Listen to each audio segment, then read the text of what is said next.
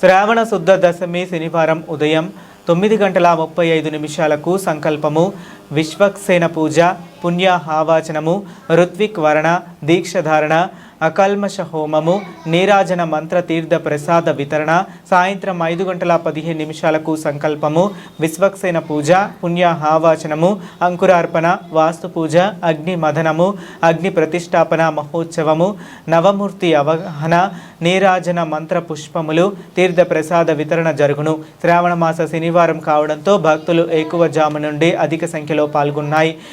స్వామివారిని దర్శించుకున్నారు. దేవస్థానం 4 మాడ వీధుల గోవింద నామస్మరణలతో మారుమ్రోగుతూ కిక్కిరిసిపోయాయి.